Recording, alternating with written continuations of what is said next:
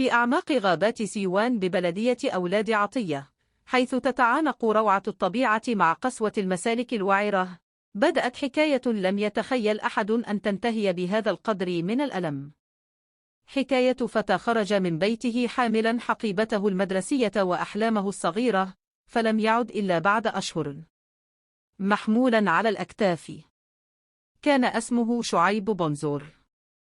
لم يتجاوز 16 من عمره. شاب هادئ مثل آلاف التلاميذ الذين يخرجون كل صباح طلبا للعلم، غير أن صباح 26 من نوفمبر عام 2025 لم يكن صباحا عاديا في حياة عائلته. في ذلك اليوم غادر شعيب ثانوية 8 من فبراير في أولاد عطية بعد انتهاء دراسته. خرج من بوابة المدرسة كما يفعل كل يوم، وربما كان يفكر في طريق العودة إلى منزله في قرية سيوان المعلقة بين الجبال. لكن تلك الرحلة القصيرة التي اعتادها تحولت إلى لغز كبير. فقد خرج شعيب من المدرسة ولم يصل إلى البيت أبدا. مع مرور الساعات الأولى بدأ القلق يتسلل إلى قلب العائلة. تأخره لم يكن من عادته. اتصلوا بأصدقائه، بحثوا عنه في الطرقات، عادوا إلى المدرسة يسألون عنه، لكن أحدا لم يملك إجابة. كان شعيب قد اختفى. تحولت الليلة الأولى إلى ليل طويل من القلق، ثم جاءت الليلة الثانية والثالثة دون أي أثر. لم تعد الأسئلة تحتمل: هل ضل طريقه في الغابة؟ هل تعرض لحادث؟ أم أن هناك من اعترض سبيله في تلك المسالك المعزولة؟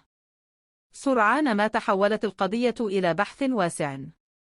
لم تكن السلطات وحدها في الميدان، بل خرج سكان الولاية والمتطوعون كأنهم عائلة واحدة. رجال وشباب وكهول تسلقوا الجبال، دخلوا المغارات، ومشطوا الغابات الكثيفة رغم البرد القارس.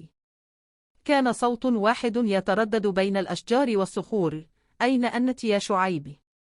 مرت الأيام، ثم تحولت إلى أسابيع، ثم إلى أشهر. ومع كل يوم يمر كان الغموض يزداد ثقلا على قلب عائلته التي لم تفقد الأمل رغم الألم. ثم جاء ذلك الاكتشاف الصادم. في منطقة العوينات الوعرة عثر على جثة. كانت عوامل الزمن والطبيعة قد أخفت ملامحها، فلم يعد بالإمكان التعرف على صاحبها. بقيت الجثة مجهولة الهوية، معلقة بين الشك واليقين، بينما كانت العائلة تتمسك بأمل ضعيف في أن لا يكون شعيب هو صاحبها. مرت أسابيع أخرى، والجميع ينتظر كلمة العلم. وفي 9 من مارس عام 2026 جاء الخبر الذي هز الجزائر كالصاعقة.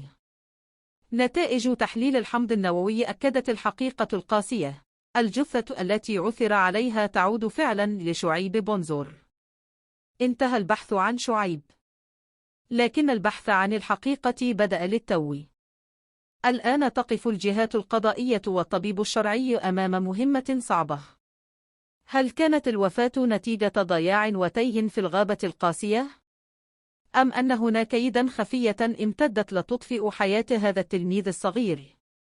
رحل شعيب، وترك خلفه حقيبته المدرسية، وذكريات لن تمحى، ودموع لن تجف بسهولة.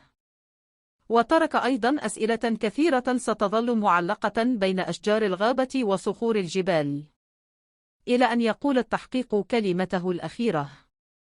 وفي ختام هذه القصة المؤلمة، لا يسعنا إلا أن ندعو الله أن يرحم شعيب بونزور رحمة واسعة، وأن يجعل مثواه الجنة، وأن يلهم أهله وذويه الصبر والسلوان على هذا الفقد العظيم.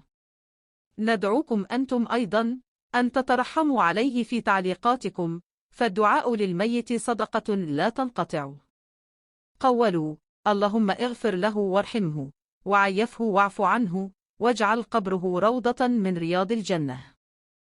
ونسأل الله أن تظهر الحقيقة كاملة في أقرب وقت، وأن ينكشف كل ما خفي في هذه القضية، حتى يعرف الجميع ماذا حدث لشعيب، وحتى يأخذ الحق مجراه ويهدأ قلب عائلته المكلومة. رحم الله شعيب، ونسأل الله أن يظهر حقه قريبا.